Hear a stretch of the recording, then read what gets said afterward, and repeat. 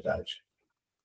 Babá, vamos falar aqui um pouquinho sobre essa diferença, né, de Ixefá e Tefá, né, que às vezes as pessoas, elas chegam perto de mim e falam assim, eu tenho a primeira mão de Fá, eu iniciei em Fá. Eu falo assim, primeira mão de Fá? Como que é isso? Você iniciou? Né? Porque eu nunca tinha visto esse negócio de primeira mão. Eu comecei a ouvir quando eu cheguei aqui. Né? A gente sempre ouviu Ixefá, Ixefá. O que o senhor acha? Para que serve o Ixefá? Para que nós fazemos, né? Qual o motivo? O Ixefá, na minha opinião, não é iniciação. Bem, Tá? Ele é o quê? Ele é uma pré-iniciação, uma entrada para o mundo de Fá. Né? Eles usam esse termo primeira mão, talvez tenha a ver com o culto cubano, que lá eles têm primeira mão, segunda mão, né? Então, sim. talvez daí venha essa questão.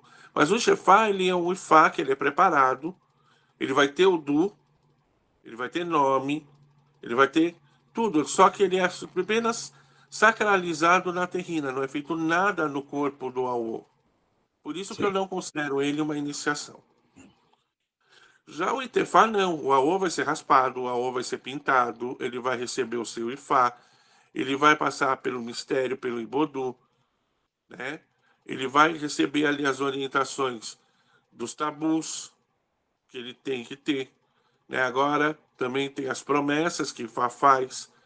Ele vai ter toda essa orientação, né? Não só do Babalaô, como também da Yanifá e dos outros Babalaôs que estão presentes. Então, por isso eu considero o Itefá uma iniciação.